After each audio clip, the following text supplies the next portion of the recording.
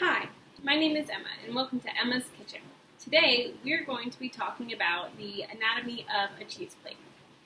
So a cheese plate is a really great hors d'oeuvre if you're just having a few people over, or even if you're having a lot of people over. It's something really simple, really versatile, and it can be made with probably some ingredients that you already have in your fridge.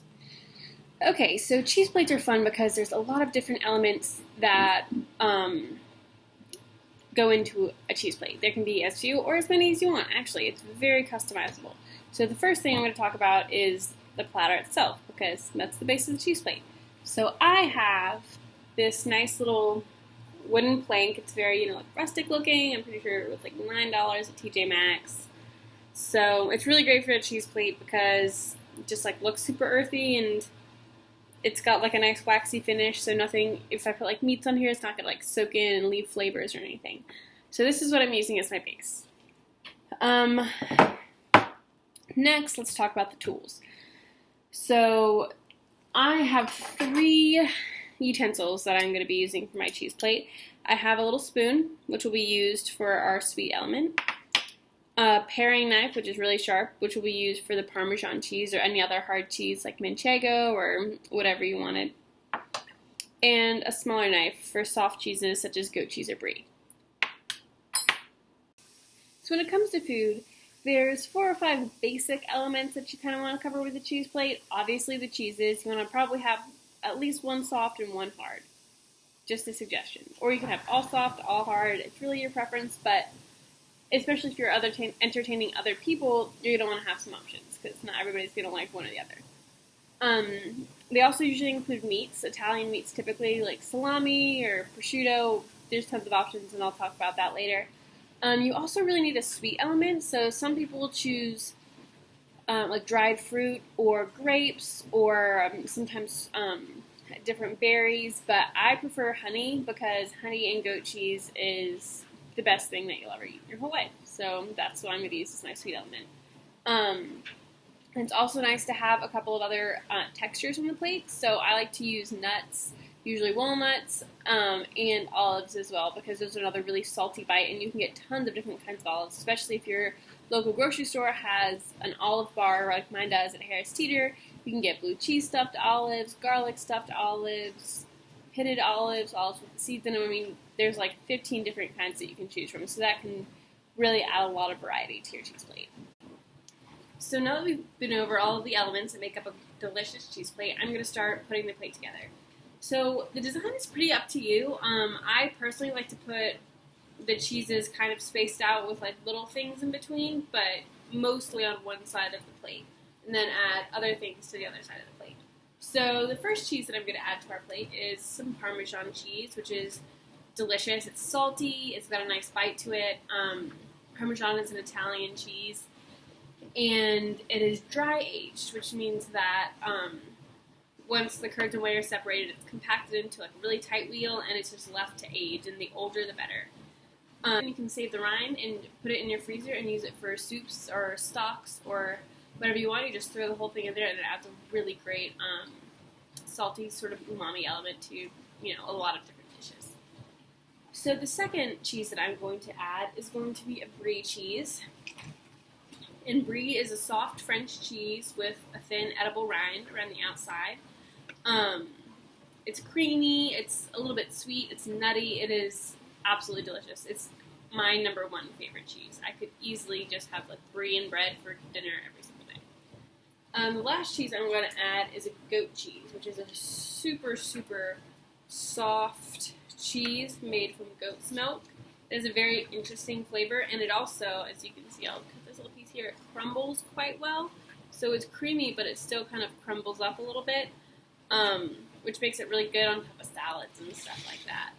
So I'm just going to scoop the rest of this goat cheese over here. You can't waste any goat cheese because it's delicious. The next thing I'm going to sort of arrange is going to be the meats. So today I bought this handy little pack at Aldi of Italian meats. So I have salami, prosciutto, and capicola. So I'm just going to take a few sheets of the prosciutto, which is very difficult to separate because it's so thin and delicate. So you probably will break it, and that's okay because you're going to break it up for the cheese plate anyway. Okay, there we go. So just kind of take strips kind of like about this size, and I personally like to like twist them up sort of like this, and I just make a little pile of prosciutto, not really roses, but that just makes them nice and easy to like kind of pick up and plop on a cracker, which is the last element of our cheese plate is crackers, because you have to have a vehicle for all of your cheese and yumminess, of course. So I've got, about a piece of one and a half probably slices of the prosciutto, and now I'm going to get a couple slices of the capicola, and I'm just going to kind of like break these in half, like roughly. Again, this is supposed to look super rustic. You can kind of just, do what you please with it. I'm just going to like kind of lay that out. In between the Parmesan and the goat cheese, you can see that the prosciutto is between the brie and the goat cheese. This is what I meant by just like breaking it up. I think this makes it easier for people to like pick and mix and match a little bit. So I've got 2 slices of the capicola, and then now I'm going to grab some salami. And for the salami, I'm just going to fold it in half and then fold it in half again and make a little triangle. And I'm going to just do a couple pieces of that. Obviously, if you're making this for a larger party, you'll use more than a couple pieces, but this is just for me to snack on, so I don't need that much. The next thing that I'm going to do is, grab is some olives. And like I was saying earlier, I got these from my local grocery store at the Olive Bar. I have a few. These are green olives stuffed with garlic, and I'm just going to put these just in the middle of the plate. And I'll try to give you a better angle here of what I'm doing. So these are some Kalamata olives. Those are Greek. They're like the darker olive. And a couple more Kalamatas just for some fun color. So as of now, this is what our cheese plate is looking like. And we still have a couple more elements to add. But you can see it's starting to get really pretty. So as you can see here, I'm just taking a small handful of the walnuts and kind of sprinkling them throughout the cheese plate here. I'm going to grab a little more, take them through here. And you can arrange this however you want to. You can see I'm clearly just kind of throwing stuff on the platter, but it looks, it looks nice. It looks fancy. Okay, so now we're starting to get to the end of our cheese plate. It's coming together quite well, as you can see. Perfect. So now you can see I've got a little bit more room on my cheese plate. So I am going to add just a little, I just have this clear little ramekin of honey. I'm just going to add just a little bit in here. You don't need very much. That's good. Okay. So just, a little bit of honey. I'm going to put that next to the goat cheese, kind of snuggle it in there. The goat cheese, and then now to add the crackers. So as you can see, our cheese plate is really coming together. The last element we need is just the crackers to use as a vehicle. So I am going to use some knockoff Triscuits, which are cracked pepper and olive oil. And I love that these are very simple flavor, but they do add a little bit of flavor. So I've got a stack here ready to go. I'm kind of just going to fan them out. Maybe do 2 lines.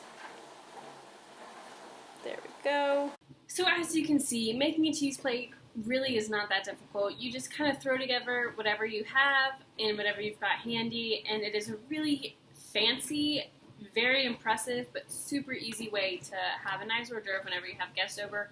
Or if you're just kind of feeling fancy yourself and want to have a nice cheese plate and glass of wine for dinner. I'm not one to judge. Thank you for tuning in, and keep watching for more fun cooking videos.